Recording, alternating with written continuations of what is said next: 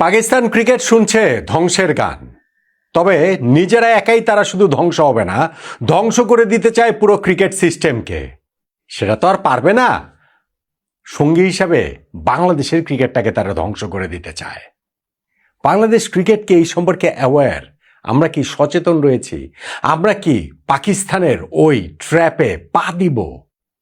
বাংলাদেশ ক্রিকেটের জন্য আগামী কয়েকটা দিন ভীষণ রকমের গুরুত্বপূর্ণ। স্পেশালি 12ই ফেব্রুয়ারি বাংলাদেশের জাতীয় সংসদ নির্বাচন হবার আগ পর্যন্ত সময়টাতে। 12ই ফেব্রুয়ারি বাংলাদেশের জাতীয় নির্বাচন, 15ই ফেব্রুয়ারি ভারত পাকিস্তান ম্যাচ।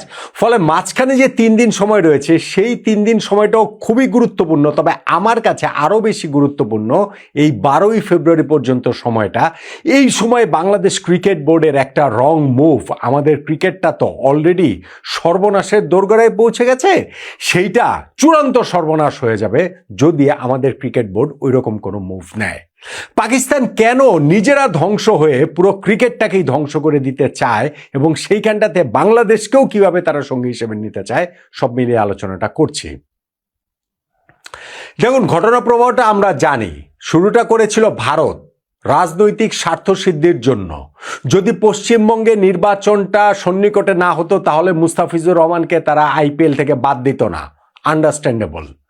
বাংলাদেশে যদি 12ই ফেব্রুয়ারি নির্বাচন না হতো তাহলে ওই ঘটনার জের ধরে আমরা টি-20 বিশ্বকাপে যে খেলবো না এই যে গো ধরেছি, শেষ পর্যন্ত সেই গোটা বজায় রেখে আমরা খেললামই না, এই ঘটনাও ঘটতো না, আন্ডারস্ট্যান্ডেবল। এবং এই পুরো ঘটনা প্রবাহে পাকিস্তানও তাদের রাজনৈতিক স্বার্থ সিদ্ধির একটা পায়তারা করছে।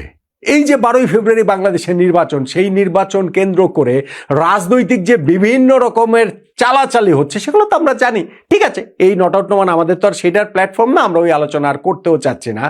কিন্তু ওই পর্যন্ত অন্তত বাংলাদেশ ক্রিকেট বোর্ডকে যে কোনো রকমের হঠকারী সিদ্ধান্ত নেওয়া থেকে বিরত থাকতে হবে, রাজনৈতিক যত প্ররোচনা থাকুকই না কেন। অলরেডি আমরা একটা বিশ্বকাপ খেলিনি, সেইটাই আমাদের ক্রিকেটের সর্বনাশ হওয়ার জন্য যথেষ্ট।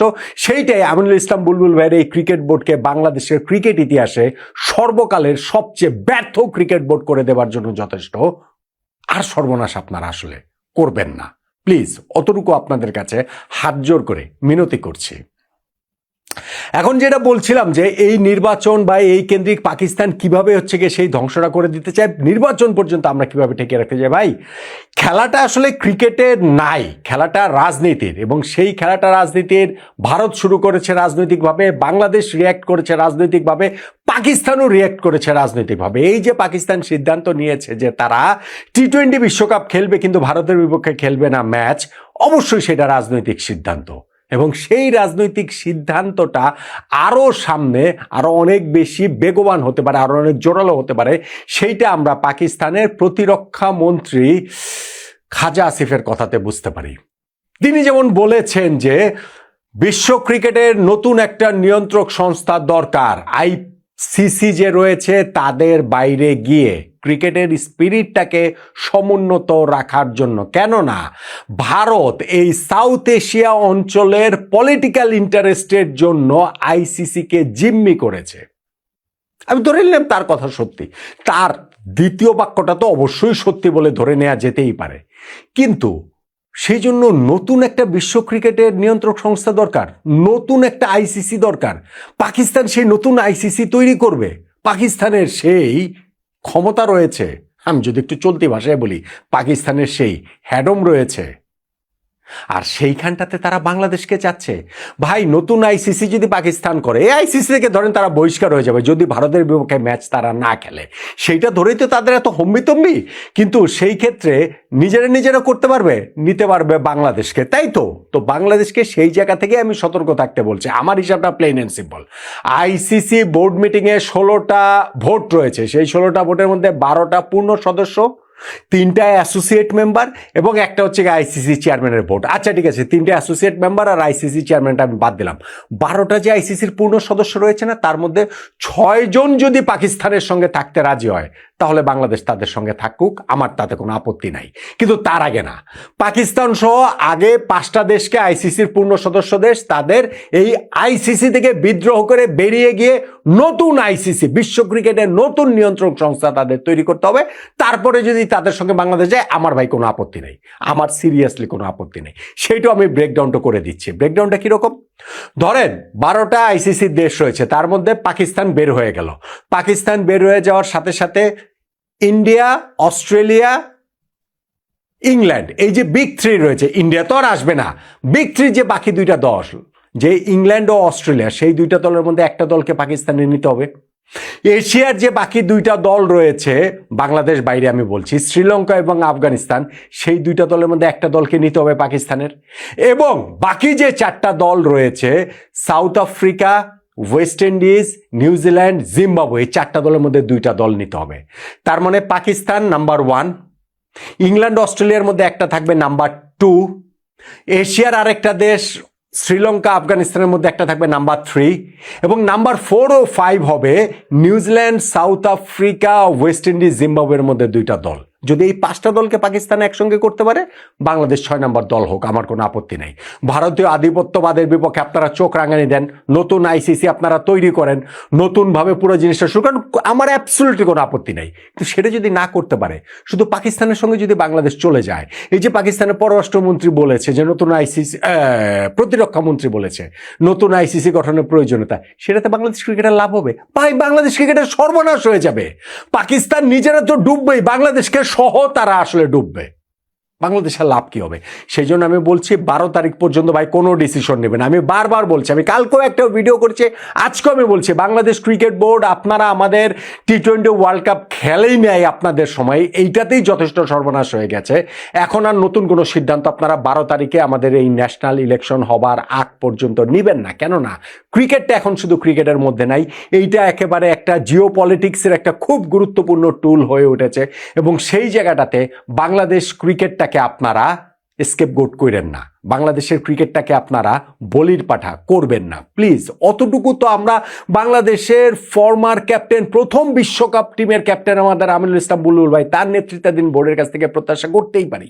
যেই বোর্ডে ফারুক আহমেদ ভাইয়ের মতো আমাদের ফরমার ক্যাপ্টেন রয়েছে, খালেদ মাসুদ পাইলট ভাইয়ের মতো ফরমার ক্যাপ্টেন রয়েছে, আব্দুর রাজ্জাক রাজের মতো আমাদের লেজেন্ডারি ক্রিকেটার রয়েছেন, যেইখানটাতে নাজমুল আবেদিন, ফাহিম ভাই, কিংবা ইফতেখার রহমান, মিঠু ভাইদের মতো ক্রিকেটের সঙ্গে সারা জীবন কাটিয়ে দেওয়া লোকরা রয়েছেন, তাদের কাছ থেকে ততটুকু আমরা প্রত্যাশা করতেই পারি। 12 তারিখ পর্যন্ত আপনারা কোনো ডিসিশন নিয়েন না। হ্যাঁ, এরপরে ন্যাশনাল ইলেকশনের পরে বাংলাদেশের যা হবে, বাংলাদেশ যদি ভেসে যায়, আমাদের ক্রিকেটও না হয় ভেসে গেল, সেটা অন্য আলোচনা। কিন্তু ওই পর্যন্ত আপনারা ঠেকিয়ে রাখেন, অন্তত অতটুকু আপনারা করেন। আমাদের ক্রিকেটের যথেষ্ট সর্বনাশ হয়েছে। এখন এই পাকিস্তানের উস্কানিতে পা দিয়ে, পাকিস্তানের এই ট্র্যাপে পা দিয়ে আমরা যদি পাকিস্তানের পক্ষে চলে যাই, is it realistic? Is it বাস্তবসম্মত? এটা কি আসলে পসিবল যে আমরা ভারতের বাইরে গিয়ে, আইসিসির বাইরে গিয়ে নতুন একটা আইসিসি গঠন করব, যেইটা পাকিস্তানের প্রতিরক্ষা মন্ত্রী বলছেন, এবং সেই অনুযায়ী আমরা করব? দেখেন, আপনি বলতে পারেন পাকিস্তানের প্রতিরক্ষা মন্ত্রী কে, তার কথা নিয়ে তো আলোচনা কি আছে? ভাই, পুরো জিনিসটা রাজনৈতিক। পাকিস্তান যে টি20 ওয়ার্ল্ড কাপে ভারতের বিপক্ষে খেলবে না, এটা তো পাকিস্তান ক্রিকেট বোর্ড বলে নাই, এটা পাকিস্তানের সরকার বলেছে। এই যে বাংলাদেশের যে ডিসিশন যে আমরা ওয়ার্ল্ড কাপ খেললাম না, বাংলাদেশ ক্রিকেট বোর্ডের ডিসিশন না। ক্রিকেট বোর্ড অবশ্যই দায়বদ্ধ, কিন্তু ডিসিশনটা বাংলাদেশ সরকারের। এবং ভারতও যে পুরা এই অগ্নিস্ফুলিঙ্গ জ্বালিয়ে দেওয়া, এই দাবানলের প্রথম স্টেপটা যে ভারত শুরু করেছে মুস্তাফিজুর রহমানকে বাদ দিয়ে, ভারতীয় ক্রিকেট বোর্ডের সিদ্ধান্ত না, ভারতের সরকারের সিদ্ধান্ত। অতএব এই পুরো জিনিসটাকে আমাদের এই ভূ রাজনৈতিক প্রেক্ষাপটে আসলে ভাবতে হবে। এবং সেই ভাবনার জায়গা থেকে আমরা বলছি, পাকিস্তান তাদের স্বার্থ সিদ্ধির জন্য বাংলাদেশকে চাইবেই সাথে, যেহেতু তারা বাংলাদেশের পক্ষে ভোট দিয়েছে যখন বাংলাদেশ ভারতের বাইরে ওয়ার্ল্ড কাপের খেলাটা চেয়েছে, অন্য কোনো দেশ ভোট দেয়নি। ফলে এখন পাকিস্তান বাংলাদেশের পক্ষে চাইবে, বাংলাদেশকে পক্ষে যাবে। বাংলাদেশ যদি সেইটার সঙ্গে তাল মেলায়, তাহলে আমাদের ক্রিকেটটা ভাই শেষ হয়ে যাবে। আমার হিসাবটা ভাই সিম্পল, আমি একদম ব্রেকডাউন করে দিয়েছি। আইসিসির পূর্ণ সদস্য 12টা দেশ রয়েছে, তার মধ্যে যদি 5টা দেশকে পাকিস্তান দলে টানতে পারে, 6 নম্বর দেশ হিসেবে বাংলাদেশ সেখানে অন্তর্ভুক্ত হবে। এবং সেই 5টা দেশকেও ব্রেকডাউন করে আমি দেখিয়ে দিয়েছি যে কোন কোন 5টা দেশ কোন কোন জায়গা থেকে সেটা আসতে পারে। যদি সেটা না হয়, তাহলে পাকিস্তানের এই নতুন আইসিসি তৈরির যে স্বপ্ন, সেটা আসলে দিবা স্বপ্নই, সেটা আসলে রিয়েলিস্টিক না। এবং ভারতের বিপক্ষে গিয়ে আপনি এরকম যদি কাজটা করেন, ইন দ্যাট কেস আপনাকে আসলে নিষিদ্ধ হতে হবে। পাকিস্তান হয়তো বা সেটাও সেন্স করতে পারছে যে আমরা যদি ফাইনালি এই কাজটা করি, ভারতের বিপক্ষে ম্যাচ না খেলি, আমাদের নিষিদ্ধ হতে হবে। তা আমরা একা একা নিষিদ্ধ হবো কেন? আমরা বাংলাদেশকে নিয়ে নিষিদ্ধ হই। ভাই বাংলাদেশ, ভাই এটা তো আপনাদের লড়াই, এখানে বাংলাদেশ থাকবে কেন? আপনারা যা করছেন, পাকিস্তান যা করছে বাংলাদেশের জন্য করছে না, পাকিস্তান করছে পাকিস্তানের জন্য, তাদের স্বার্থ সিদ্ধির জন্য, তাদের রাজনৈতিক স্বার্থ সিদ্ধির জন্য, অন্য কোনো কিছু এই জায়গাটাতে না, অ্যাবসলুটলি না। ফলে বাংলাদেশকে এই জায়গাটাতে সতর্ক থাকতে হবে যে পাকিস্তান যে আইসিসি ভেঙে নতুন আইসিসি করার যেই পরিকল্পনার দিকে তারা যাচ্ছে, বা যদি তারা মনে করে ওরকম কোনো কিছু করতে পারে, আমরা সেই ট্র্যাপে পা দিব না। আর এন্ড রেজাল্ট কি জানেন? আমি যেই কথাটা এখন পর্যন্ত 17 বার কিংবা 27 বার কিংবা 37 বার কিংবা 47 বার বলেছি, 15ই ফেব্রুয়ারি ভারতের বিপক্ষে কলম্বোতে ম্যাচটা পাকিস্তান খেলবে। যা যা পাকিস্তান করছে সব হচ্ছে গিয়ে নাটক। সো বাংলাদেশ যদি সেই নাটকের ফাঁদে পড়ে, তাহলে বিশ্ব ক্রিকেটে আমাদের অবস্থানটা আরো বেশি নড়বড়ে হয়ে যাবে। ফলে 12ই ফেব্রুয়ারি পর্যন্ত কোনো ডিসিশন অন্তত পক্ষে এই ক্রিকেট বোর্ড, আমিনুল ইসলাম বুলবুল ভাইয়ের, আপনারা আসলে দিয়েন না। পাকিস্তানের ওই ক্ষমতা কিংবা চলতি ভাষায় হ্যাডম নেই যে তারা নতুন একটা আইসিসি তৈরি করবে, এবং সেই নতুন আইসিসি যদি তৈরি করে, আইসিসির মেম্বার হবে দুইটা, পাকিস্তান আর বাংলাদেশ। বাংলাদেশ ক্রিকেটের তাতে বিন্দু মাত্র লাভ হবে না, আমাদের ক্রিকেট ধ্বংস থেকে আরো ধ্বংস হয়ে যাবে। ফলে পাকিস্তানের এই ট্র্যাপে বাংলাদেশ ক্রিকেট বোর্ড কোনোভাবেই পড়া যাবে না।